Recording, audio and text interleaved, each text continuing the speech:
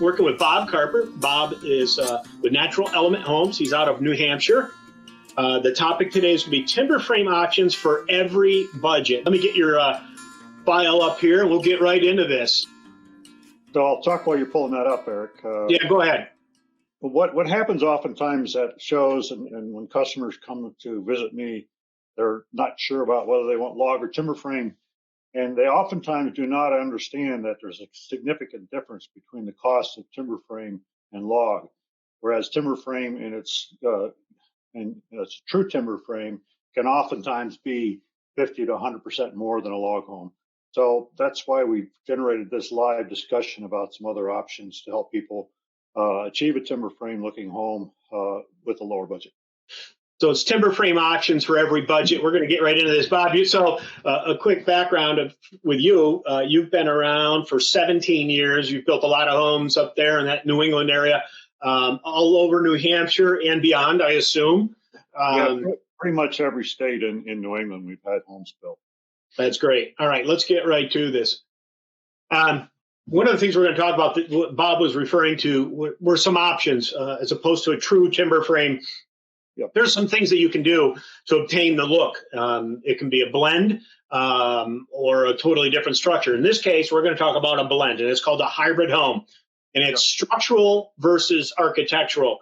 Structural is literally whatever you see is holding the house up. It is an integral part of the house standing. It's the structural part of it. Architectural or decorative means you get that same look, but it's not holding anything up. It just appears that it is. And when you look at these couple of pictures here, the one on the left, the decorative with that red arrow, you can see that. It's sitting in a pocket in the wall of the framed wall. It's literally holding itself up. The photo next to it, or the arrow next to it, structural, that is a working beam and post. That post probably transfers from the roof all the way to the basement and is a huge part of that house going up. Bob, you want to talk a little bit about that and different things you see out there? I want to go back to the discussion about hybrid too, because hybrid means a lot of different things to a lot of different companies. Sometimes hybrid means a mixture of log and timber frame, but in the context of what we're going to talk about today, it is creating a timber frame home that looks like hybrid with decorative structures and trusses and beams and accents around the house to give it that look, but it's not a full structure timber frame that supports the roof and the wall system. That's a great point. In this case, the picture on the left is timber frame trusses in a hybrid home. The only structural timber frame truss is the one at the front of the loft there that you see that's identified as structural. And then the house on the right is a house we just finished in May. It's completely conventionally framed with just timber frame accents on the exterior and in the great room in the kitchen. And to be clear here, Bob, you build hybrid and true timber frame. We're just pulling out a segment of the timber frame house build in an effort to look at what the person's options might be. That's correct. And you'll see that in the next picture where we're talking about true timber frame. This is a house up in Monroe, New Hampshire, where the center section, the great room, where you see all the windows, is true timber frame with SIPS panels around it. And then the wings on both sides of the great room, including going out to the garage, is all conventionally framed with just timber frame accents. And we'll see more of that in the construction pictures of this in the next slide. And in the left photo shows the inside of that great room, and you can see where those timber frame really comes into play on those side walls there where they come down. So that's a true timber frame, that center section.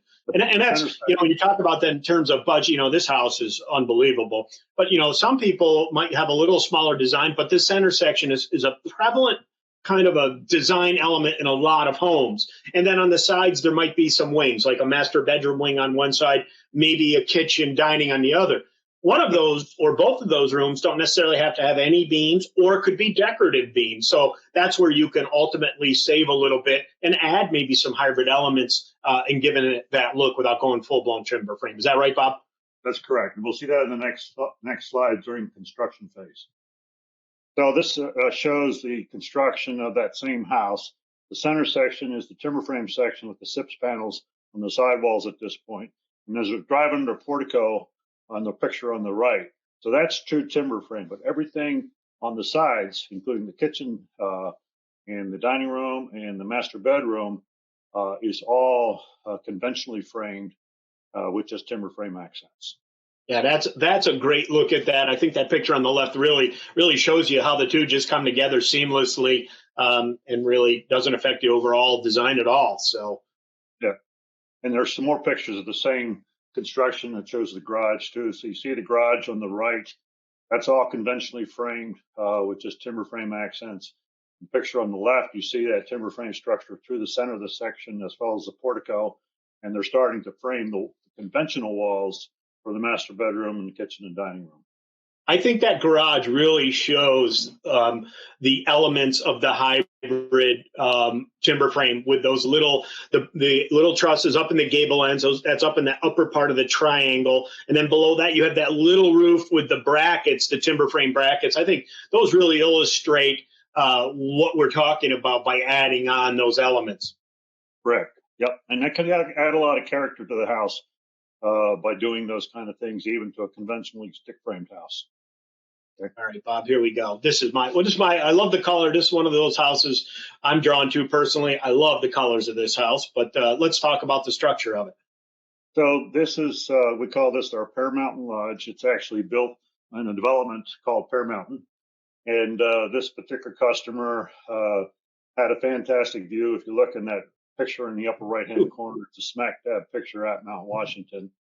And you see that as you walk through the front doors, look through the glass. But here again, this is a conventionally framed house. There are no true timber frame in this house except the one truss across the front of the loft area, and everything else that went into this house for timber frame is just accents.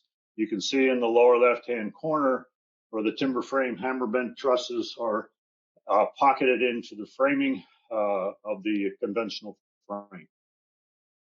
What's great about that is there's no way you would never know that wasn't a part of the structure. They're so big and so impressive looking. It's impossible to determine, and hard to believe, quite frankly, that those are decorative. I mean, those are incredible.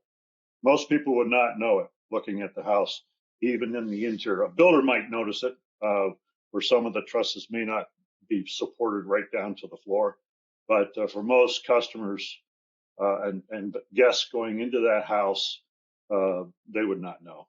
And again, on the upper left corner photo, you can see the brackets up on that edge. There's that little dormer, what is called a shed dormer, where that flat roof comes off that steeper pitch on the second floor. That's called the shed dormer. That bracket, you can see, it appears to be holding up that roof overhang. It is not.